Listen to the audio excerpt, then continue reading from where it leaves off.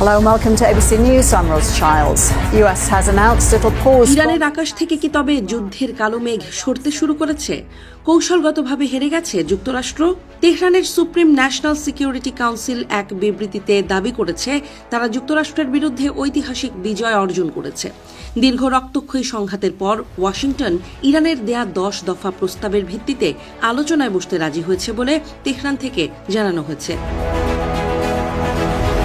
তেহরানের ভ্যালি আসর স্কোয়ারে আজ এক ভিন্ন আবহ।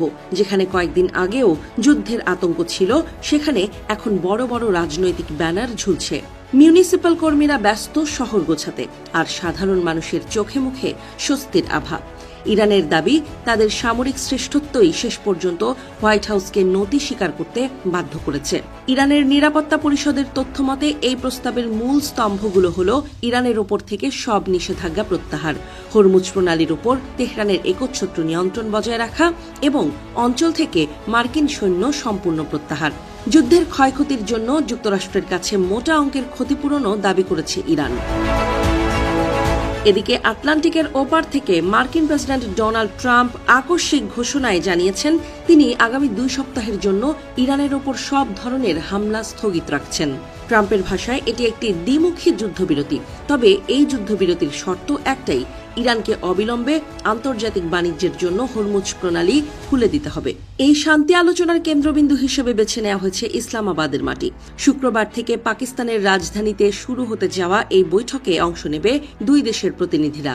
পাকিস্তানের প্রধানমন্ত্রী শাহবাজ শরীফ এবং ফিল্ড মার্শাল আসিম মুনিরের বিশেষ অনুরোধেই ট্রাম্প তার ধ্বংসাত্মক অভিযান আপাতত স্থগিত রেখেছেন বলে জানা গেছে। স্মরণ করা যেতে পারে, এই যুদ্ধবিরতির ঠিক আগেই ট্রাম্পের সুর ছিল চরম আক্রমণাত্মক। তিনি হুঁশিয়ারি দিয়েছিলেন যে ইরান যদি কথা না শোনে তবে একটি পুরো সভ্যতা ধ্বংস করে দেওয়া হবে। কিন্তু মাত্র কয়েক ঘন্টার ব্যবধানে পাকিস্তানের অনুনয় এবং কূটনৈতিক মারপ্যাচে সেই রণংদেহী ট্রাম্প এখন দীর্ঘমেয়াদী শান্তির কথা বলছেন। বিজয় উল্লাস করলেও ইরান কিন্তু এখনও পুরোপুরি অস্ত্র নামিয়ে রাখেনি। তেহরানের বিবৃতিতে স্পষ্ট করে বলা হয়েছে এই আলোচনার অর্থ যুদ্ধের সমাপ্তি নয়। যদি তাদের 10 দফা দাবি অক্ষরে অক্ষরে পূরণ না হয় তবে পুনরায় সামরিক অভিযান শুরু করার হুমকি দিয়ে রেখেছে দেশটির নিরাপত্তা কাউন্সিল। ইরান মনে করছে এই যুদ্ধের মাধ্যমে তারা মধ্যপ্রাচ্যে তাদের শ্রেষ্ঠত্ব প্রমাণ করতে পেরেছে। তাদের মিত্র গোষ্ঠীগুলো যে মার্কিন বাহিনীকে বড় ধরনের ক্ষয়ক্ষতির মুখে ফেলেছে সে কথা বুক ফুলিয়ে বলছে তেহরান। এখন সেই সামরিক শক্তিকে ব্যবহার করে একটি নতুন আঞ্চলিক নিরাপত্তা কাঠামো গড়তে চায় তারা।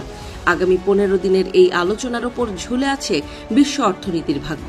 বিশেষ করে তেলের বাজার এবং হরমুজ প্রণালীর নিরাপত্তা এই আলোচনার ফলাফলের উপর নির্ভর করছে।